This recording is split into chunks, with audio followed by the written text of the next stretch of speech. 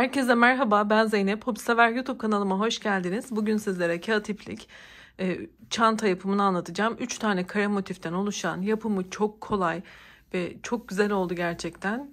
Bu çantanın tarifini sizler için hazırladım. Umarım beğenirsiniz, birlikte çalışırız. Çantamın önce boyutlarını sizlere göstererek videoma başlamak istiyorum. Arkadaşlar, genişliğimiz, enimiz 40 santimetre. Yine şu derinliğimiz 40 santimetre. Yine şuradaki derinliğimizi de ölçmek istiyorum. Bu da 21 santimetre. Ebatları gayet uygun, bence çok güzel oldu. Ben içine astarlama yapmadım. Trabzanlardan oluştuğu için gayet sıkı bir yapısı var. Ve isteyenler tabii ki astarlama yapabilirler ama bu şekilde de kullanıma uygun olduğunu göstermek istiyorum. Derinliği de gayet ideal arkadaşlar. Bence çok güzel oldu. Tüm püf noktalarını dediğim gibi videomun içerisinde bulabileceksiniz. Fazla da sözü uzatmadan hadi modelimizin anlatımına başlayalım. Evet, videomuza başlamadan önce sizlere şöyle kare motifimi göstermek istiyorum arkadaşlar. Bu şekilde 3 adet kare motife ihtiyacımız var. Ben bu kare motifi ütüledim. Hemen size onu da göstermek istiyorum. Yaparken bu şekilde bir dalgalanma oluşmakta. Bunu yine çok aşırıysa aradaki zincir sayılarınızı azaltarak düzeltebilirsiniz. Ya da şuradaki 3 trabzan yerine 2 trabzan 2 zincir şeklinde yapabilirsiniz. Yani kendi el ayarınıza göre kare motifinizi ayarlamalısınız. Dediğim gibi bu şekilde dalgalanmalı bir şekildeydi benim yaptığımda. Ama ben ütülediğim zaman bu şekli elde ettim. Şimdi ölçüsünü de göstermek istiyorum. Belki daha büyük bir çanta yapmak isteyenler olabilir. Ben kaç santim yapmışım bu kare motifi? 29 santim arkadaşlar. Benim yaptığım sıra sayısınca. Daha büyük istiyorsanız sıra sayılarınızı da artırabilirsiniz. Şöyle göstermek istiyorum. Kağıt ipliklerden kullandım. Yine tığ numarası olarak 3,5 milim bir tığ kullandım. Dediğim gibi ben 2 tane kare motifimi hazırladım. Şimdi üçüncüsünü birlikte hazırlayıp daha sonra diğer aşamalarına geçeceğiz. Hadi videomuza başlayalım. Bismillah diyelim ve başlayalım. Sihirli halkayla başlıyorum. Zorlanıyorsanız zincirle de yapabilirsiniz. Şimdi burada 3 tane zincir yapıyorum. Parmağımdan ipi çıkartıp şu şekilde çevirdim. Buradan tutuyorum arkadaşlar. Tığıma bir kere doladım. İkili trabzan yapıyorum. Burada şu kısımda biraz trabzan için ilmeği uzatıp o şekilde yapıyorum. Yoksa çok sıkı olur eliniz. Zor olur örmesi. Bakın şöyle. Şurayı uzatıp daha sonra çıkartıyorum. Şimdi zinciri de bir kabul ettiğim için burada 3 tane trabzan grubu yapmış oldum. Arada 2 tane zincir yapıyorum. Ve tekrar 3 tane ikili trabzan yapıyorum. Kağıt ipi örmesi biraz zordur ama gerçekten çok kullanışlı ve güzel bir çalışma çıkacak ortaya. Bu zahmete inanın değecek diye düşünüyorum.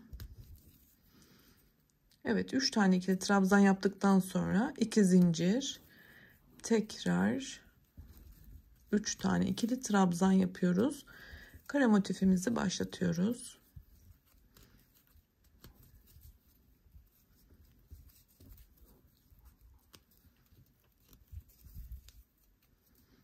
Arada 2 zincir ve son trabzan grubumuzu da yapalım.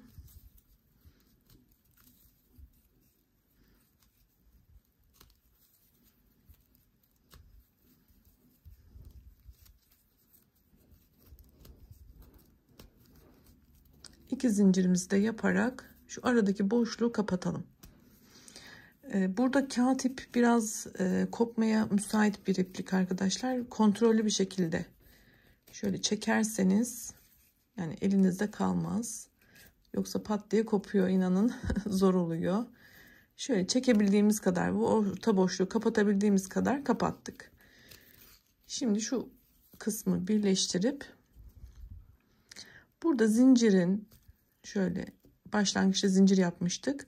Tepesine batıp ilmek kaydırıyorum ve sıramı tamamladım.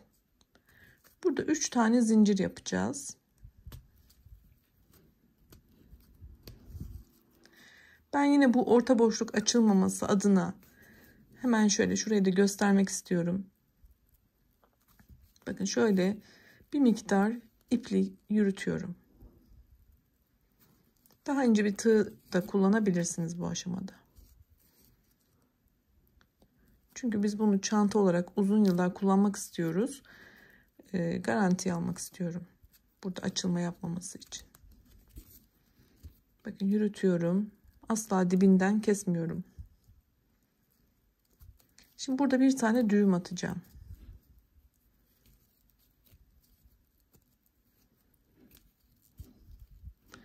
Daha sonra tekrar ip yürüteceğim.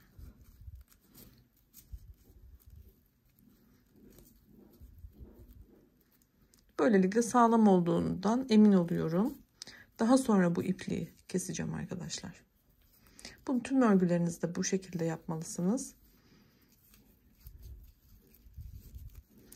Evet, 3 zincirle ikinci sıramıza başladık. Şimdi yapmamız gereken önümüze gelen ilk trabzanın tepesine bir tane ikili trabzan yapmak. Burada biraz şöyle almamız gerekiyor. İlk trabzanda bakın şuradan tepesine battım. Yine ikili trabzanımı yapıyorum. Şimdi yanımda hemen sıradaki trabzanın tepesine de bir tane ikili trabzan yapıyorum. Yani tüm trabzanların tepesinde birer tane trabzan olmalı. Ara geçişe geldiğimde ise bu boşlukta 3 tane ikili trabzan yapıyorum.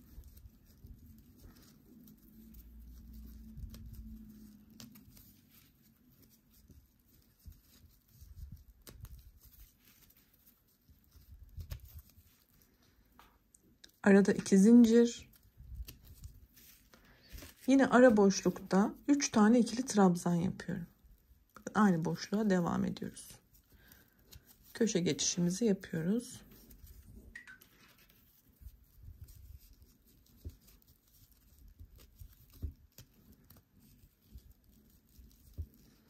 Kağıt ip dediğim gibi biraz zor örmesi ama şimdi sırada gelen 3 tane trabzanın tepesine birer tane ikili trabzan yapıyoruz ve buradaki trabzanı kaçırmayalım arkadaşlar.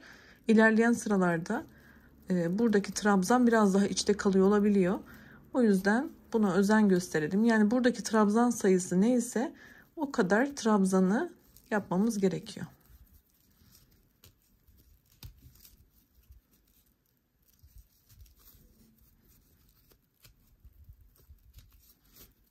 Bakın şu şekilde dönüşü de sağladık. Bu kenarı yaptık. Şimdi buradaki dönüşü sağlamamız gerekiyor. Yine aynı şekilde 3 tane ikili trabzan,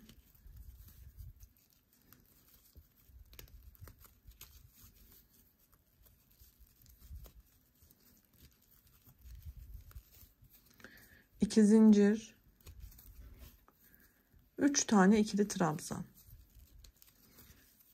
Tam bir kare dönüyoruz arkadaşlar. Kare motif yapanlar eminim anladılar ama ilk defa yapanlar için tabii ki anlatacağım.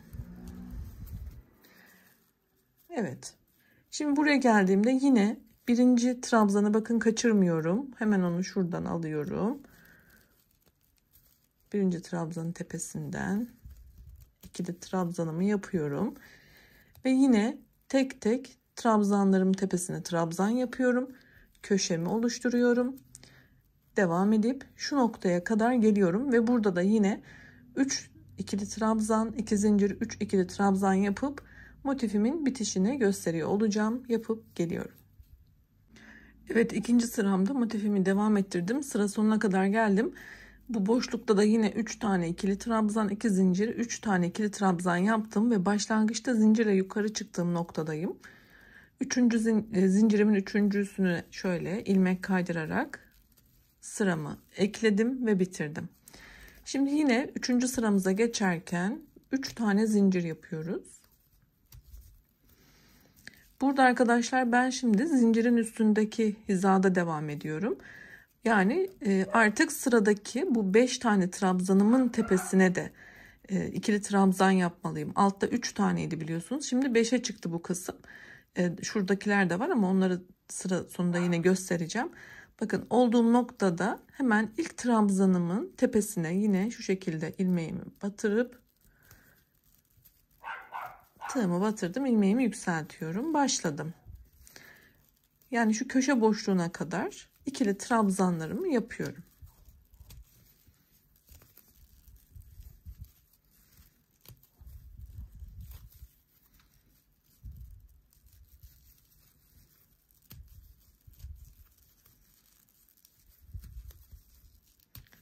Şimdi köşeye kadar geldim. Şu şekilde. Köşe geçişimizde herhangi bir değişiklik yok. Yine 3 tane ikili trabzan. Bu tüm sıralarda aynı devam edecek.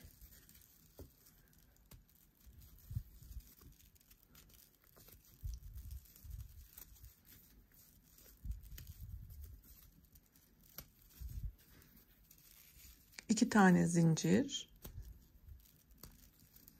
Yine aynı boşlukta 3 tane ikili trabzan.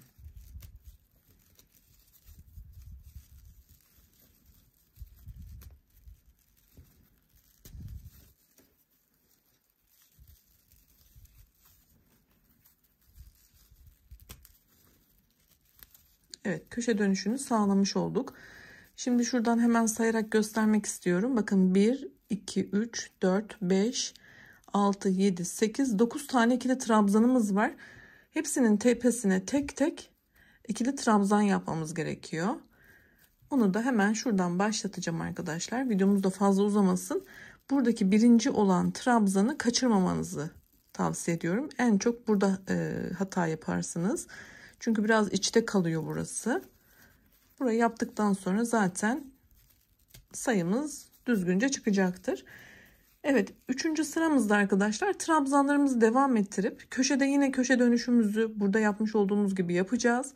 Ve tam bir tur devam ettikten sonra buradaki kalan trabzanlarımızı da tamamlayacağız. Şu noktaya kadar geleceğiz. Yani burada köşeyi döndükten sonra 3 tane trabzan, 2 zincir, 3 tane ikili trabzandan sonra buradaki trabzanların tepesine de birer tane trabzan yapacağız.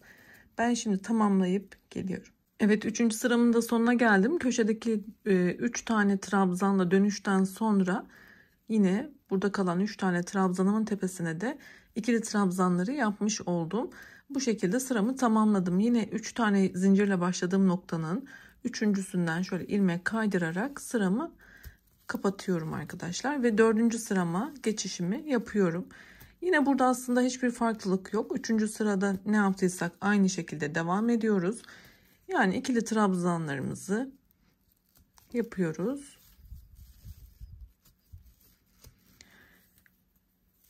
Burada da yine tüm trabzanların tepesinde trabzanlar olmalı. Şu kısımda da dönüşlerde de yine aynı sayıyla dönüyoruz. 3 tane ikili trabzan, 2 zincir, 3 tane ikili trabzan ve 4. sıramızı tamamlıyoruz. Tamamlarken bir püf noktamız var. Ben bu sırayı tamamlayıp ipimi kopartacağım. Diğer rengime geçeceğim için oradaki püf noktasını gösteriyor olacağım. Şimdi bu sırayı da tamamlayıp gelelim. Evet, 4. sıramın sonuna kadar geldim. Burada ipimi kesip ilmeği kapatacağım. Farklı bir yöntem kullanacağız arkadaşlar. Son trabzanımı yaptıktan sonra şöyle ipimi biraz uzat keseceğim.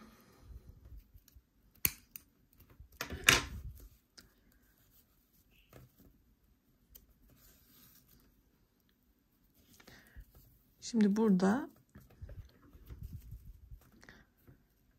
zincirimden sonra gelen trabzanın tepesinden şöyle tığımı önden arkaya doğru atacağım. Bu ipi de arkadan öne getiriyorum.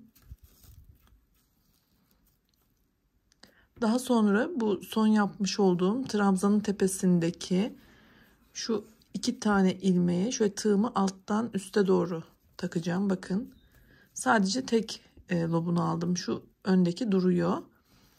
Bu ipi de şimdi önden arkaya alacağız. Şöyle çevirdiğimde bakın. Yani şurada yapmış olduğum zincirin tepesine temiz bir kapanış yaptık. Bu şekilde. Bu neden önemli? Motifimizi bitirdikten sonra çantamızı dikeceğiz. Karşılıklı trabzanların sayısı denk gelmeli.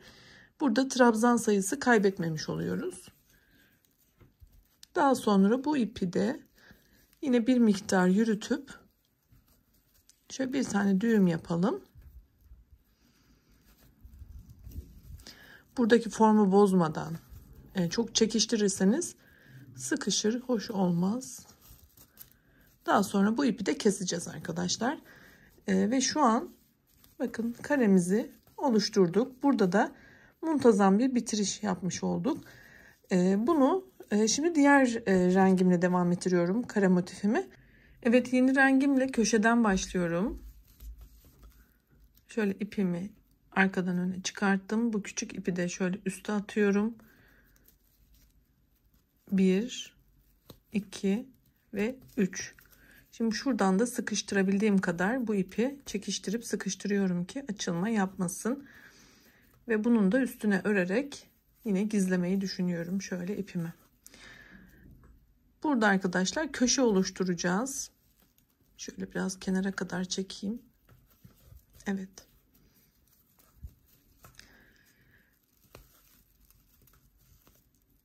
Köşe oluştururken 3 tane ikili trabzan, 2 zincir, 3 tane ikili trabzan yapıyorduk biliyorsunuz. Şimdi 3 zincirle başladığım için burada 2 tane ikili trabzan yaptım ve 3 kabul ettim.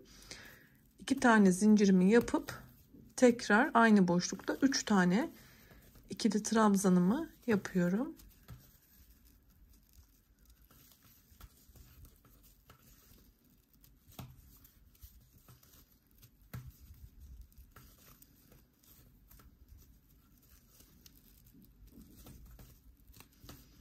Şimdi bu ipi de arada yürütüyorum yine.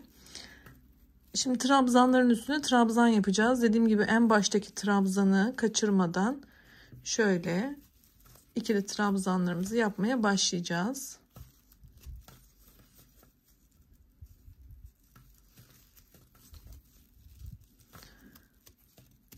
Bakın şöyle. Şimdi burada yapmamız gereken aslında aynı şeyleri tekrar ediyoruz. O yüzden hızlıca anlatıp geçeceğim arkadaşlar. Tüm trabzanların tepesine trabzan yaptıktan sonra köşede yine 3 tane ikili trabzan, 2 zincir, 3 tane ikili trabzan yapıp yine buradaki trabzanların tepesine trabzan yaparak tam bir tur devam edeceğiz. 4 köşemizi tamamladıktan sonra şurada yine ilmek kaydırarak ekleyerek trabzanlarla köşeye ulaşacağız ve aynı işlemi tekrar edeceğiz. Şöyle motifimden de göstermek istiyorum. Bakın ben toplamda 1, 2, 3, 4 sıra daha renkli olan ipimle yaptım. Bu açık olan ipimle de 4 sıra yaptım. Yani toplam 8 sırada tamamladım. Dediğim gibi sayılarda herhangi bir değişiklik yok. Kendiliğinden artıyor zaten trabzan sayılarımız. Köşeler aynı. Bu şekilde kare motifimizi tamamlayalım. 3 tane olduktan sonra dikme aşamasına geçeceğiz. Ben de yapıp geliyorum. 3 tane motifimizi yaptık. Daha sonra ütüsünü yaptık. Şimdi dikmek için formunu oluşturmamız gerekiyor. Onu yapacağız. Şöyle motiflerimizi ortadan katlayalım. Bir tanesi yan duvara, bir diğeri diğer yan duvara. Şu şekilde. Bir tanesi de tabana gelecek şekilde şu formu oluşturuyoruz. Heybe formunu. Yer tutucularımızı kullanarak da motiflerimizi sabitleyip daha sonra dikme işlemini yapacağız. Bunun için ben şöyle pratik bir şekilde hızlıca göstermek istiyorum. Bakın şöyle. Uç kısımlarından motiflerimizi ekleyeceğiz. Motiflerimizin kenar sayıları aynı olduğundan karşılıklı dikiş sağlayacağız. Yani dikişlerimizi karşılıklı denk getirerek muntazam bir şekilde dikmeye çalışacağız.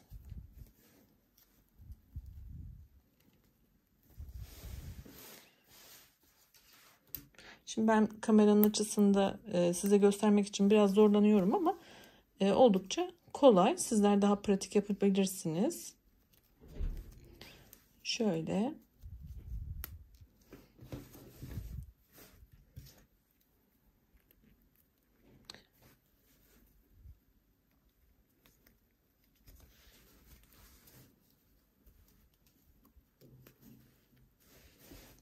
Bakın şu şekilde ayarlamamı yaptım. Şuradan da yaparsak biraz daha kolay olacak diye düşünüyorum.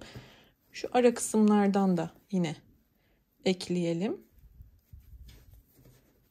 Şöyle ortalayıp, şu an tam denk gelip gelmediğine bakmıyorum. Sadece fikir amaçlı size gösteriyorum. Şu kısımları da ekleyeceğim. Tabii dikerken karşılıklı denk getirmeye gayret edeceğiz ki muntazam olsun. Şimdi bu kısmı yaptıktan sonra çantamızı şu şekilde çevirip yine aynı işlemleri diğer köşelerde de oluşturmamız gerekiyor.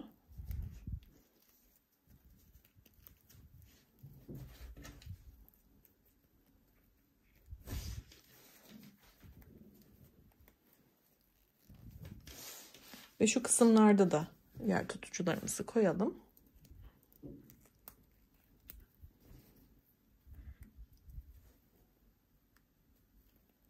Dikerken bunları çıkartarak dikişimizi yapacağız inşallah.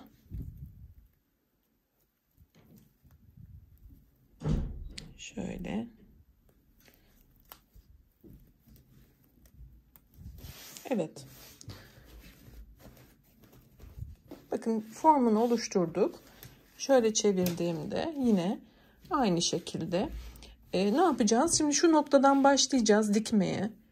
Dikip bu köşeyi döndükten sonra şu noktada bitireceğiz. Tekrar aynı istikamette devam edip tekrar başlangıçta bitirebiliriz. Yani uzunca bir ip bırakarak bu şekilde de dikebilirsiniz ip kopartmadan. Ya da ipiniz biterse arkada düğüm yaparak tekrar aynı dikme işlemini yapabilirsiniz. Şimdi formunu verdik. Hadi dikişe geçelim. Evet, dikmek için şöyle iğnemi hazırladım. Sizler farklı kalın yorgan iğnesiyle de yine yapabilirsiniz. İpimi de mümkün olduğu kadar uzun bırakmaya çalıştım. Şimdi burada çalışırken belki zor olabilir. Sizler daha da uzun bırakırsanız dediğim gibi tek seferde dikebilirsiniz ip kopartmaksızın. Şimdi ben başlatmayı düşünüyorum. Şuradan dikelim. Burada dikkat etmemiz gereken arkadaşlar, şuradaki trabzan sayılarımızın eşit olduğu için dikişlerimizin de karşılıklı denk gelmesi. Buna dikkat ettiğiniz zaman eminim çok güzel sonuçlar elde edeceksiniz. Ben daha öncesinde inanın çok fazla çanta ördüm ama bu çok hoşuma gitti. Çok ayrı bir havası var gerçekten. Ben çok beğendim bu çanta modelimi. Umarım sizler de beğenmişsinizdir. Şimdi şunu da çıkartacağım ki bana zorluk çıkartmasın diye. Evet, bismillah başlayalım. Şimdi burada şöyle yapalım. Buradaki ipi kaçırmamak için şuradan düğüm attım. Ben sonra bu ipi yok edeceğim, saklayacağım arkadaşlar. Şöyle bakın, şurayı açtığımda şöyle açılmaması için öncelikle şuradan şöyle bir geçireyim. Bunu şöyle arkaya alıp daha sonra ben gizlerim. Şöyle yapayım şu ipi.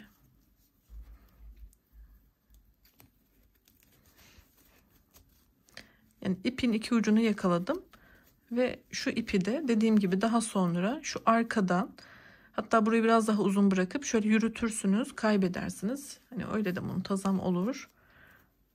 Ben şimdi böyle hemen hızlıca yapacağım. Şimdi yapacağım şey aslında normal dikiş dikmek. Ya bunu farklı da yapabilirsiniz. Farklı yöntemlerle de. Bakın şöyle yapıyorum. Başlatıyorum. Hala aynı yerdeyim.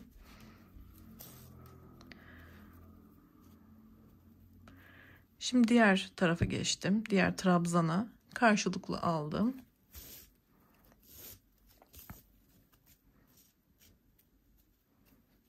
Bakın üstten şöyle gözüken bir dikiş bu. Şimdi bir diğerine geçtim. Burayı yapmıştık, şurası. Sadece karşılıklı alıyorum ve dikiyorum, bu kadar.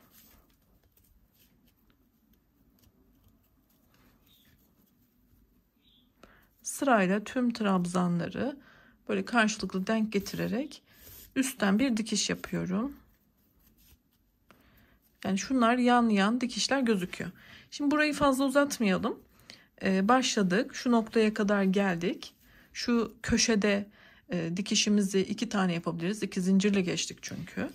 Daha sonra şu noktaya kadar gelelim. Burada da dikişimizi yaptıktan sonra şu noktaya geçeceğiz. Ben burayı hızlıca halledeyim, dikeyim, geleyim arkadaşlar. Videomuz fazla uzamasın. Bu şekilde tamamlayalım. Püf noktalarını yine gösteriyor olacağım. Evet, ben dikişimi bu noktadan başlattım. Şöyle çevirip hemen göstermek istiyorum. Bakın arkada da devam ettirdim. Ta ki şu tekrar aynı noktaya gelene kadar. Şimdi buradan diğer kısma geçeceğim ve yine aynı şekilde önden böyle çevirip arkasına kadar dikiyor olacağım. Şimdi şu köşe noktasına geldim. Bu köşe noktasında da yine dikişimi devam ettirip burayı göstermek istedim. Şurada da şunu çıkartacağım artık. Şu kısımdan da alayım ki burası daha muntazam dursun. Şöyle 2 kere yapalım burayı da.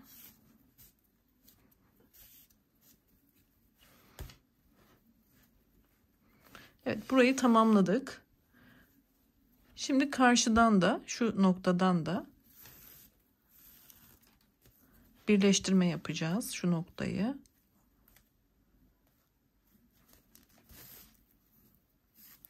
Burayı sağlamlaştırıp diğer tarafa da yine aynı şekilde dikme işlemini gerçekleştireceğiz. Şöyle muntazam bir şekilde ayarladıktan sonra şuradan da alalım.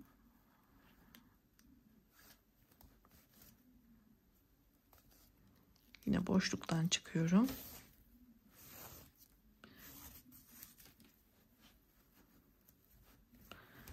Ve burada da yine karşılıklı dikme işlemini devam ettirelim.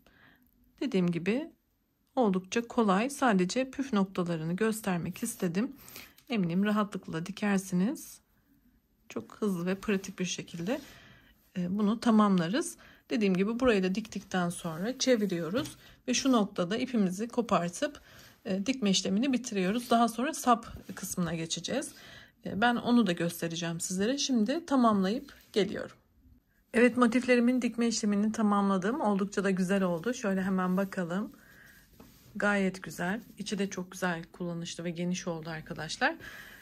Şöyle buradaki yapmış olduğumuz bu dikişleri en son yine bir ütü üstünden geçelim. Daha muntazam olsun. Şimdi ben bir de kulp sap yapacağım arkadaşlar. Çanta sapı. Fakat burada dileyenler deri olan hazır çanta saplarından kullanabilirler. Kit şeklinde de satılıyor.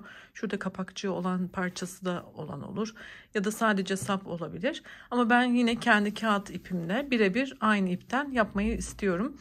Hadi şimdi ona geçelim. Öncelikle bir miktar pay bırakıyorum ki bununla sapı çantaya dikmek istiyorum. O yüzden dediğim gibi başlangıçta ve bitişte böyle bir miktar ip bırakabilirsiniz. Şimdi ipimi bir zincirle kapattım. Şimdi devam ediyorum zincir yapmaya. 2 3 çok sıkı yapmıyorum.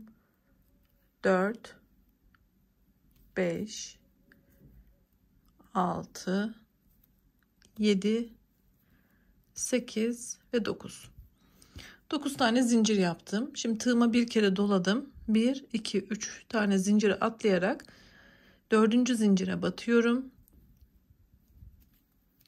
İkili trabzan yapıyorum. Devam ediyorum. İkili trabzan yapmaya. Sona kadar ikili trabzan yapıyorum.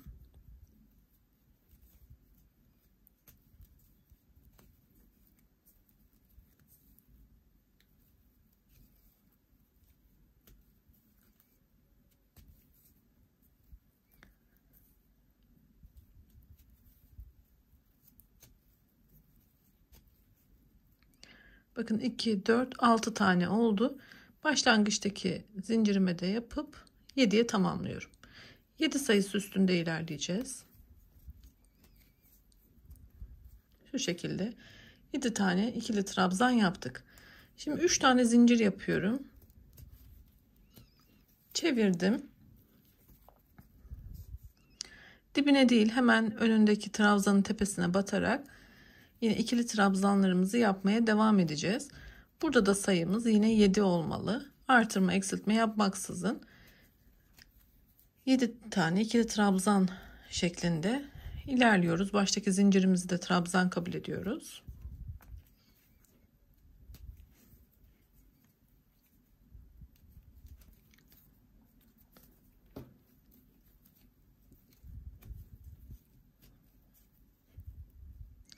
Son olarak şuraya da batıyorum. Bakın burada da yine aynı sayıda devam ettik. Üst sıraya çıkarken yine 3 tane zincir ve sayımı 7 olarak devam ettiriyorum. Bu şekilde ben de öreceğim arkadaşlar. Boyutunu yine sizlere söyleyeceğim. Ben de çantamın üstünde ve üzerimde deneyerek boyutuna karar vereceğim. Şimdi ben çanta sapımı yapmaya devam ediyorum sıralarına. Evet, ben kulpumu örmeye devam ettim. 32 sıra yaptım arkadaşlar. Şu şekilde. Bakın. Tabi burada sıra sayısı değişebilir yaptığınız ipe ya da el sıkılığınıza göre. Bunu ben çantamın üstünde şöyle diktiğimde omuzumda ve çantamın boyutunu istediğim ölçüye geldiğini düşündüğümde karar verdim. Sizler de yine kendi üzerinizde bunu deneyerek karar verebilirsiniz. Şimdi sona geldiğimizde şuradan ipimizi çıkartıyoruz ve dikeceğiz arkadaşlar bunu çantamıza. Onun için hemen iğnemizi hazırlayalım. Çantamı da hazırlayıp nasıl diktiğimi de göstermek istiyorum. Başlangıçta ve sonda bir miktar ip bırakmıştık. Bunları şimdi dikerken kullanacağız. Hadi dikelim. Evet, şimdi çantamızın kulp kısmını dikeceğiz arkadaşlar. Şöyle 2 tane kenarımızı bakın şuralardan dikeceğiz ve bir kulp oluşturacağız. Bunun için şu yapmış olduğumuz iğne iplik kalmıştı biliyorsunuz. Buraya iğnemizi hazırladık. Şu sivri olan kısımda ayarlama yapıp dikeceğiz. Burada 3 tane sağda 3 tane solda olmak üzere trabzanlarımı ayırıyorum. Şu dördüncüyü tam boşluğa denk getiriyorum. Bu şekilde dikeceğim. Bunun yerini tespit etmek için de 1, 2, 3. trabzanı şuradan yakalıyorum. Ve yine şöyle dikeceğiz. Normal dikiş. Olabildiğince sağlamlaştıralım.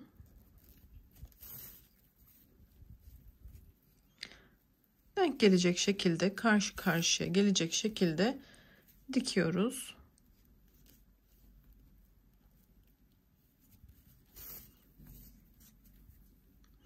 Şimdi şunu boşluktan geçiriyorum ben.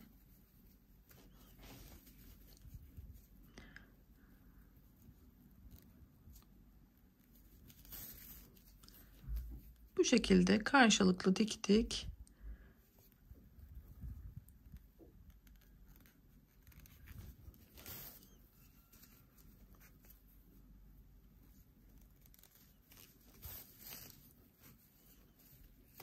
Bakın dikişimiz çok muntazam oldu. Bir de bunu bir tur daha döndürelim. Dilerseniz arkadan şöyle bir daha sağlamlaştırarak da dikebiliriz. Bu şekilde tamamlayalım.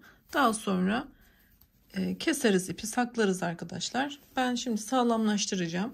Daha sonra şuradan da dikişimi yapacağım ve çantamın artık kulplarını da dikmiş olacağım. Daha sonra şuradaki aparatına geçeceğiz. Hadi yapıp gelelim. Çantamın kulpunun dikim işlemini tamamladım. Oldukça güzel oldu. Şöyle her iki tarafına da bakalım. Şimdi arkadaşlar şuradaki kapatmak için yapacağımız aparatı hazırlayacağız. Ama sizler dilerseniz buraya mıknatıslı hazır çanta mıknatıslarından alıp iç kısımda dikebilirsiniz. Ya da deri aksesuarlar var şöyle üste gelen, onlardan alabilirsiniz. Ya da benim yapmış olduğum bu uygulamayı yapabilirsiniz. Daha önceden çantaların bu kısımlarındaki parçayı da örmüştüm. O şekilde de olabilir. Yani oynatma listelerime bakın, çanta modelleri diye. Orada göreceksiniz hangisi hoşunuza giderse artık onlardan uygulayabilirsiniz. Şimdi biz hemen bugünkü işimize bakalım nasıl yaptık. Öncelikle sihirli halka yapıyorum. Şöyle bir tane zincir yaparak ipi çıkartıyorum. Şöyle aldım. Şimdi boşluğun içerisine sık iğne yapalım.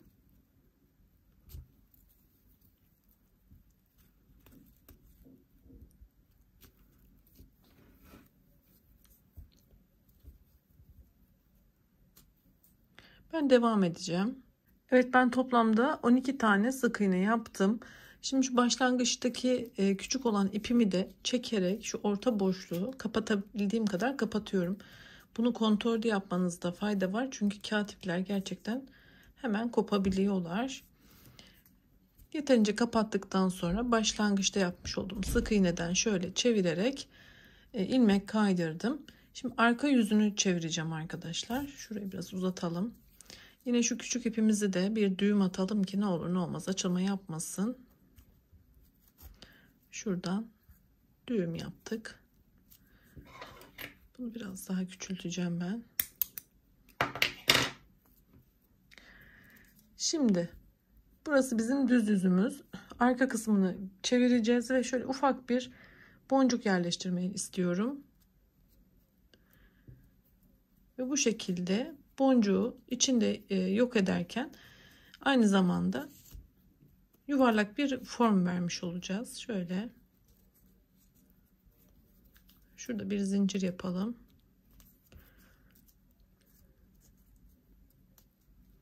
Önce şöyle yuvarlıyorum biraz elimle arkadaşlar.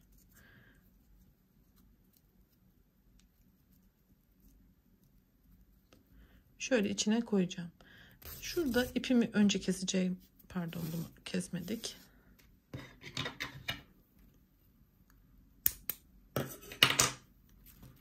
Şöyle ipimizi bir iğnemize takalım.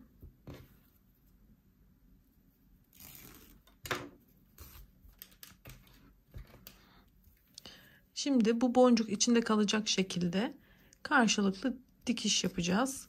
İçinde bırakmaya çalışacağız boncuğu. Gelişi güzel.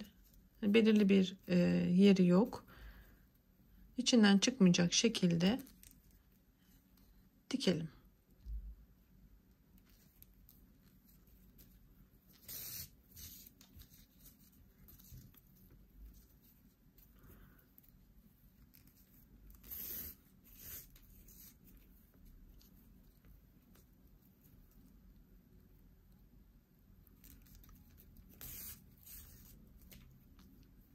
Burayı kapattıkça boncuk içte kalacaktır ve çıkmayacaktır. Bakın şöyle bir görüntü elde edeceğiz. Bunu yeterince sağlamlaştırıp geleceğim ben tekrar. Bakın gelişi güzel yapıyorum. Hiç belirli bir yeri yok. Sadece görün diye şöyle gösteriyorum biraz.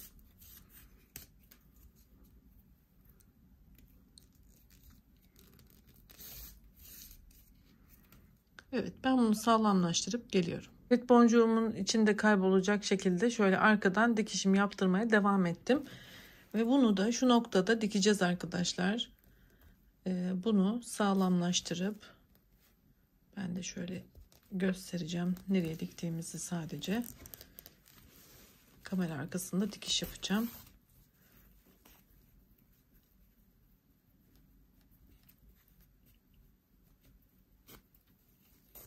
Bakın bunu şu noktada dikelim. Evet, düğmeyi de diktim arkadaşlar. Şöyle göstermek istiyorum. Şimdi bir de ona bir ilik yapacağız. Şu arkadan ön kısma geçecek şekilde olması gerekiyor. O yüzden şu kısımda çalışmamız gerekiyor. Şu biraz ip bırakacağım. Bunu daha sonra işte yok ederken, saklarken kullanacağım çünkü. Şöyle şu noktalardan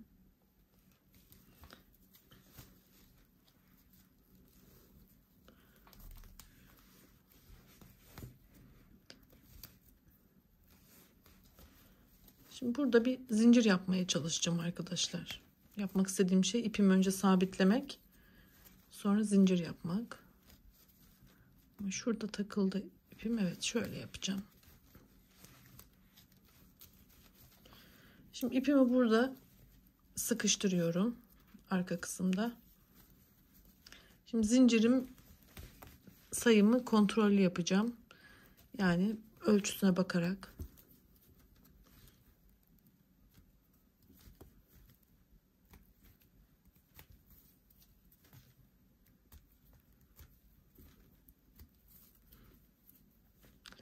On tane yaptım. Şöyle bir ölçeceğim, bakacağım. Birkaç tane daha yapmam lazım.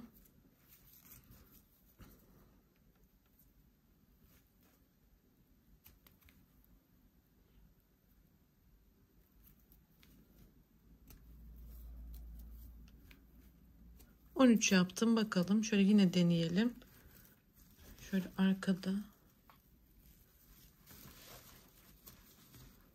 Sanırım oldu. Çünkü çok fazla bol yaparsam da düzgün olmayacaktır. Amacına uygun olmayacaktır.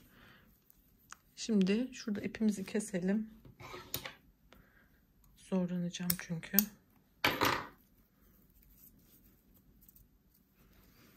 Şurada şöyle kaydırmayla ekledim ben buraya.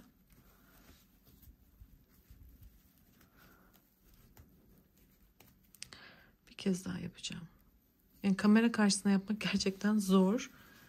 Aslında hani çok kolay bir işlem yapıyorum ama sizlere gösterebildiğimden emin olmaya çalışıyorum. O arada da böyle takılıyor sürekli.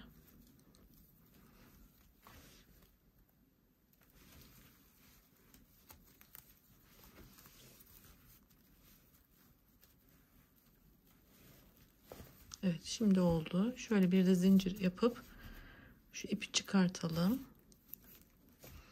Bakın burada ileğimiz hazır. Şimdi şu ipi de arkaya alıp dediğim gibi şimdi bunları burada bağlayacağım. Sağlamlaştırıp sonra kesip yok edeceğim. Şöyle göstereyim ne yaptığımı.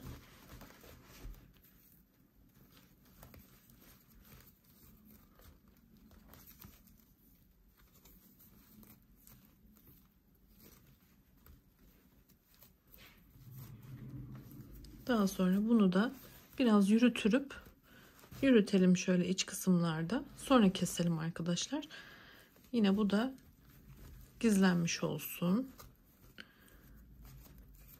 Evet, onları ben sonra temizleyeceğim. Şimdi şöyle bir bakalım nasıl olmuş. Arkadan şöyle ön tarafa geliyor ve şu şekilde kapanıyor.